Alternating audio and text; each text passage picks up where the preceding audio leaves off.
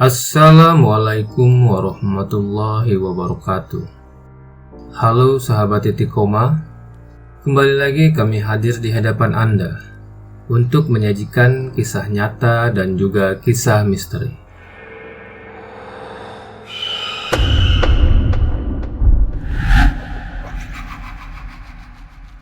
Orang gila, orang gila, orang gila, orang gila. Sebutan itu emang pantas untuknya. Tapi kenapa? Kenapa harus dia? Pesugihan di tanah air sudah tidak asing lagi di telinga kita. Bahkan sampai saat ini, pelaku pesugihan masih saja ada di mana-mana. Walaupun sudah banyak kejadian mengerikan akibat dari laku yang tidak menjalankan kewajiban atau perjanjian saat melakukan pesugihan. Akan tetapi, mereka masih saja tetap mau melakukan pesugihan itu. Karena dengan hal itu, mereka bisa mendapatkan apa yang mereka inginkan. Seperti apa kisah kali ini? Tetap di titik koma.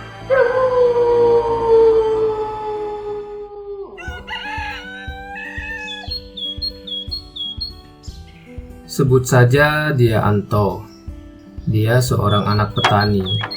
Ya, bisa dibilang hidupnya pas-pasan.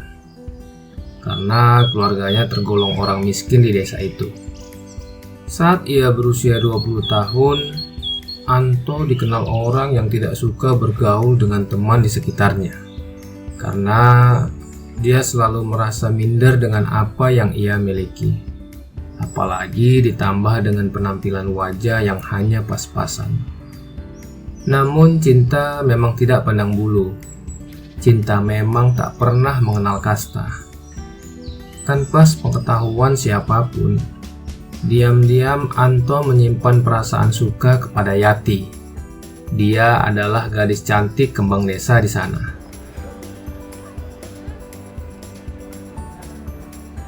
Suatu hari, karena Anto tidak dapat menahan perasaannya, ia nekat untuk menyampaikan perasaan hatinya kepada gadis idamannya itu. Sayangnya, ungkapan perasaan Anto ditolak mentah-mentah. Bahkan dengan terang-terangan, Yati menghina Anto. "Cah edan, tidak mau berkaca, siapa yang mau sama sampean? Muka kayak gitu." Seperti itulah ucapan Yati saat di hadapan Anto.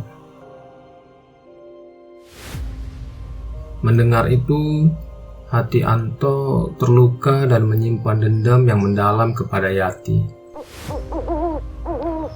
Tanpa berpikir panjang, ia mencari seorang dukun di desa seberang untuk meminta bantuan gaib. Saat bertemu dengan dukun itu, Anto meminta ajian pengasihan agar ia bisa memelet si Yati.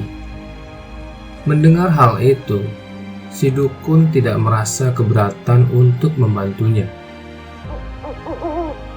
Setelah Anto melakukan ritual yang diberikan sang dukun, dan dengan hanya bermodalkan sehelai rambut milik Yati yang diambil Anto secara diam-diam, akhirnya Yati berhasil ditaklukkan. Gadis yang pernah menghinanya dulu tiba-tiba datang ke rumahnya dan merengek-rengek untuk minta dinikahi oleh Anto. Bayangkan, begitu luar biasanya ajian pengasihan yang dilakukannya. Yati sungguh jatuh cinta setengah mati kepada Anto. Kejadian yang sangat aneh itu membuat keluarga Yati merasa curiga.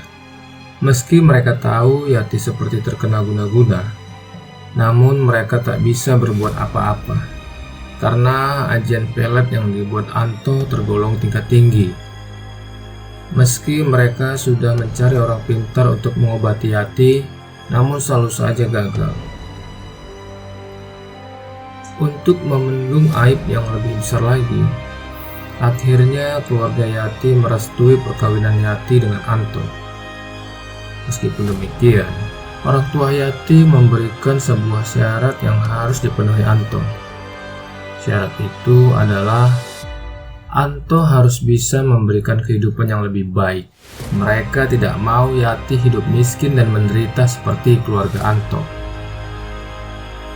Kalau sampai anakku ditelantarkan dan hidup dalam kemiskinan, maka aku tak segan-segan menceraikan kalian.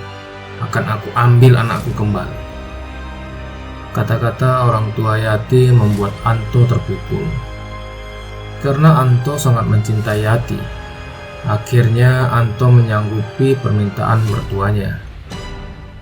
Walau sebenarnya cukup berat untuk dipenuhinya.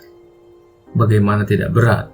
Dengan status pengangguran dan orang tua yang miskin, apa mungkin dia bisa memberikan kehidupan yang layak bagi istrinya? Untuk makan sehari-hari saja, Anto masih tergantung pada orang tuanya. Akhirnya tak ada jalan lain yang bisa ditempuh Anto, kecuali mendatangi dukun itu lagi. Setelah sukses memelet Yati, Anto masih menginginkan sesuatu yang lain, yaitu mengatasi kesulitan hidupnya dengan jalan pesugihan. Kali ini dia ingin mendapatkan kekayaan dalam waktu yang singkat. Dia sering mendengarkan tentang ritual pesugihan yang bisa membuat orang kaya dalam waktu yang singkat. Walau harus menempuh resiko yang besar, Anto akan tetap menempuh jalan itu. Setelah dia bertemu dengan dukun yang pernah membantunya waktu itu, kali ini sang dukun sempat memperingatkannya. Maaf Nak Anto, bukannya saya tidak ingin membantumu, tapi hal yang kamu inginkan ini memiliki resiko yang sangat besar. Kamu harus mempersembahkan tumbal dari keluargamu sendiri, sehingga keinginanmu dapat tercapai.